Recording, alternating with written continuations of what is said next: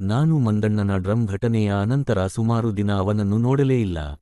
ಕರ್ವಾಲೋ ಮಾತ್ರ ತಮ್ಮ ಸಂಶೋಧನಾ ಕೇಂದ್ರದ ಹೊರಗೆ ಹಲೋ ಎಂದು ಕೈಬೀಸುತ್ತಾ ಆಗೀಗ ಕಾಣಸಿಗುತ್ತಿದ್ದರು. ಹೀಗಿರಬೇಕಾದರೆ ಇನ್ನೊಮ್ಮೆ ಹಠಾತ್ತಾಗಿ ಮಂದಣ್ಣನನ್ನು ಸಂಧಿಸುವ ಯೋಗ ಒದಗಿ ಬಂತು. ಪ್ಯಾರ ಒಂದು ದಿನ ಅಕ್ಕಿ ಹಿಟ್ಟು ಮಾಡಿಸಿಕೊಂಡು ಬರಲು ನಮ್ಮೂರಿನಿಂದ 5-6 ಮೈಲಿ ದೂರದಲ್ಲಿದ್ದ ನಾಗನಹಳ್ಳಿಗೆ ಹೋಗಿದ್ದ.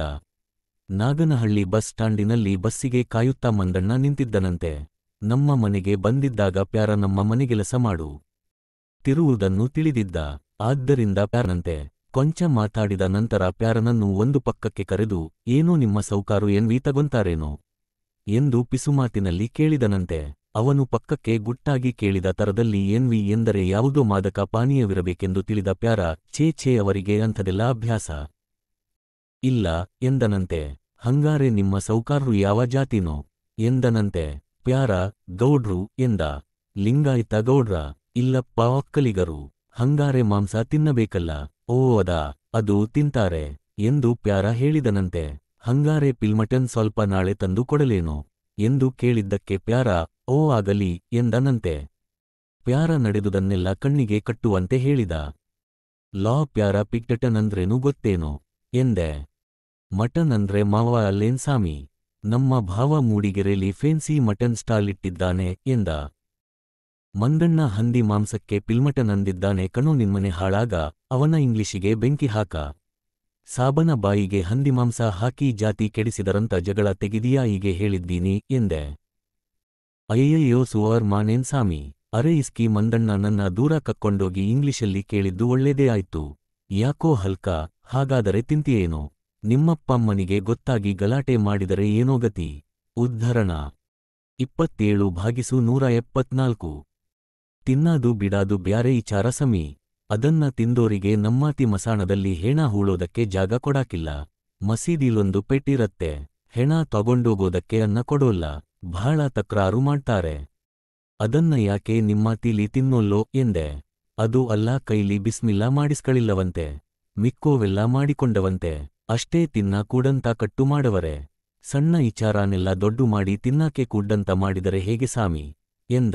ಅವನ ಧಾಟಿಯಲ್ಲಿ ಅವನು ತಿನ್ನೋದು ಪಬ್ಲಿಕ್ಕಾಗ ಕೂಡದು ಅಂತ ಅಭಿಪ್ರಾಯವಿದ್ದಂತಿತ್ತು. ಮಾರನೇ ದಿನ ಮಂದಣ್ಣ ಒಂದು ಚೀಲದಲ್ಲಿ ಪಿಟನ್ ಹೊತ್ತುಕೊಂಡು ಬಂದ. ಚೀಲದಿಂದ ಕೆಂಬಣ್ಣದ ನೀರು ಇಳಿಯುತ್ತಿತ್ತು. ನಾನು ಕೊಂಚ ಜುಗುಪ್ಪೆಯಿಂದ ಅವನ ಚೀಲದ ಕಡೆಗೆ ನೋಡಿದೆ. ನನ್ನ ನೋಟದ ಇಂಗಿತವನ್ನು ಅರಿತವನಂತೆ ಮಂದಣ್ಣ, ಏನೂ ಹೆದರಬೇಡಿ ಸಾರ್, ಬಹಳ ಒಳ್ಳೆ ಹಂದಿ, ಬರಿ ಚರುಬಿನೇ ಒಂದು ಗೇಣು ದಪ್ಪ ಇದೆ, ಒಳ್ಳೆ ಕೊಬ್ರಿ ಹೆಂಗಿದೆ, ಶಾಖ ತಾಗಿಸದೆ ತಿನ್ನಬೋದು ಎಂದು ಲಾಲಾಜಲ ಸಮ್ಮಿಶ್ರಿತ ಬಾಯಲ್ಲಿ ಅದನ್ನು ಹೊಗಳತೊಡಗಿದ.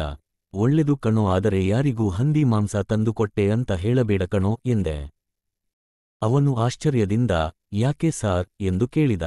ನಾನು ಹಂದಿ ಮಾಂಸದ ಬಗ್ಗೆ ಉಂಟಾಗಿರುವ ಹಲವು ತೊಡಕುಗಳನ್ನು ವಿವರಿಸಿ ಪ್ಯಾರನಿಗೆ ಅವನ ಮರಣಾನಂತರ ತೊಂದರೆಯಾಗಬಹುದೆಂದು ಹೇಳಿದೆ. ಅದ್ರಾಗೇನಿದೆ ಸಾರ್, ತಿನ್ನಕ್ಕಂತ ಪದಾರ್ಥ ಕರ್ವಾಲೋ ಸಾಹೇಬ್ರಿಗೆ ಸಪ್ಲೆ ಕೊಟ್ಟೀನಿ, ಮುಖ್ಯ ಇವನ ಜಾತಿವಸ್ತರು ತೊಂದರೆ ಕೊಟ್ಟಾರೆ ಅಷ್ಟೇ ಎಂದು ತಾತ್ಸಾರದಿಂದ ಹೇಳಿದ. ನಿನ್ನ ಕೆಲಸದ ವಿಷಯ ಏನಾಯ್ತಯ್ಯ ಎಂದು ಕೇಳಿದ್ದಕ್ಕೆ, ಎಲ್ಲಿ ಕೆಲಸ ಸಾರ್, ಅವತ್ತು ಜೇನು ಕೈಲಿ ಹೊಡೆಸಿಕೊಂಡ ಮೇಲೆ ಮಿನಿಸ್ಟಿಗೆ ಟಿಬಿಲಿ ವಾಂತಿಭೇದಿ ಶುರುವಾಯ್ತಂತೆ. ಚಿಕ್ಕಮಗಳೂರು ಆಸ್ಪತ್ರೆಲಿ ಔಷಧಿ ಕೊಡಿಸೋಕ್ಕಂತ ಕೂಡೇ ಅವರನ್ನ ತಗೊಂಡು ಹೋದರಂತೆ. ನಾನು ಬ್ಯಾಂಡು ಹೊಡ್ಕೊಂಡು ಓಡೋಗ್ತಾ ಬಿದ್ದು ಕಾಲು ಉಗುರು ಕಿತ್ತು ಬ್ಯಾಡ ಫಜೀತಿ ಎಂದ. ಅಲ್ಲೋ, ನಿನ್ನ ಬ್ಯಾಂಡಿನ ಶಬ್ದಕ್ಕೆ ಜೇನುಗಳು ಹಾಗೆ ರೇಗಿದ್ದಂತೆ ಕಣೋ ಎಂದೆ. ಅದು ಹ್ಯಾಗೆ ಸಾರ್, ಆ ಕಳ್ಳುಂಡೆ ಮಕ್ಕಳು ಸ್ಕೂಲು ಹುಡುಗರದೇ ಆ ಕಿತಾಪತಿ, ಅವರೇ ಯಾರೋ ಕಲ್ಲು ಹೊಡೆದಿದ್ದಾರೆ. ಜೇನು ಕಾಟ ಮುಗಿದ ಮೇಲೆ ಪಾಲಿಸ್ಕೋರ ಕಾಟ ಶುರುವಾಗಿತ್ತು. ಸಿಕ್ಕೊರನೆಲ್ಲ ಟೇಷನ್ನಿಗೆ ಎಳ್ಕೊಂಡೋದ್ರಂತೆ ಎಂದ. ನಕ್ಷತ್ರ ಚಿಹ್ನೆ ಇಲ್ಲ ಕಣೋ ಕರ್ವಾಲೋ ಸಾಹೇಬ್ರೆ ಹೇಳಿದರು, ನಿನ್ನ ಬ್ಯಾಂಡಿನ ಗಲಾಟೆಯಿಂದಾನೆ ಅಂತ ಎಂದೆ. ಉದ್ಧರಣ ಪೂರ್ಣವಿರಾಮ. ಅಲ್ಲ, ಬ್ಯಾಂಡು ಹೊಡೆದರೆ ಅದಕ್ಕೇನುಂತೀನಿ ಎಂದು ಯೋಚಿಸಿದ. ಸದ್ಯ ಆ ಪಾಲಿಸೋರಿಗೆ ಗೊತ್ತಾಗ್ಲಿಲ್ಲ, ಇಲ್ಲಿದ್ರೆ ನನಗೆ ಬ್ಯಾಂಡು ಬಜಾಯಿಸ್ತಿದ್ದರು ಎಂದು ಸಮಾಧಾನ ತಾಳಿದ. ಮಂದಣ್ಣ ಹಣ ತೆಗೆದುಕೊಂಡು ಹೋದ. ಅವನು ಹೋದ ಮೇಲೆ ನನಗೆ ಏನೋ ಹೊಳೆದಂತಾಯ್ತು ಮನಸ್ಸಿನಲ್ಲಿ. ಬಹುಶಃ ಪಿಟನ್ ದೆಸೆಯಿಂದಲೇ ಇವನು ಕರ್ವಾಲೋರಿಗೆ ಆಪ್ತನಾಗಿರಬಹುದೆಂದು ಊಹಿಸಿದೆ. ಏಕೆಂದರೆ ಈ ಗುಳ್ಳು ಮಂದಣ್ಣನಿಗೂ ಆ ವಿಜ್ಞಾನಿಗೂ ಬೇರೆ ಯಾವುದೇ ರೀತಿಯ ಸಮಾನ ಮಾಧ್ಯಮ ನನಗೆ ಹೊಳೆಯಲಿಲ್ಲ. ಆದರೆ ನನ್ನ ಊಹೆ ಸುಳ್ಳಾಗಿತ್ತು, ಏಕೆಂದರೆ ಒಂದು ವಾರದ ತರುವಾಯ ಕರ್ವಾಲೋರನ್ನು ನೋಡಲು ಹೋಗಿದ್ದೆ. ಕರ್ವಾಲೋ ಇರಲಿಲ್ಲ. ಕರ್ವಾಲೋ ಸಹಾಯಕ ಗೂಬೆ ಮೋರೆಯ ದಪ್ಪಗಾಜಿನ ಕನ್ನಡಕದ ನಾಗರಾಜ ಅವರು 1 ವಾರಕಾಲ ರಜಾ ಹಾಕಿ ಮಂದಣ್ಣನ ಜೊತೆ ಎತ್ತಲು ಹೋದರೆಂದು ಹೇಳಿದ. ನನಗೆ ಆಶ್ಚರ್ಯವಾಯ್ತು. ಮಂದಣ್ಣನ ಜೊತೆ ಎಲ್ಲಿಗೆ ಹೋದಾರು ಕರ್ವಾಲೋ ಎಂದು ಯೋಚಿಸಿದೆ. ಎಲ್ಲಿಗೆ ಹೋಗಿದ್ದಾರೆಂದು ಕೇಳಿದೆ. ಎಲ್ಲಿಗೋ ಗೊತ್ತಿಲ್ಲೆಂದು ನಾಗರಾಜ ಹೇಳಿದ. ಅವನ ಅಸಡ್ಡೆ ಗಮನಿಸುವಷ್ಟು ಎದ್ದು ಕಾಣುತ್ತಿತ್ತು.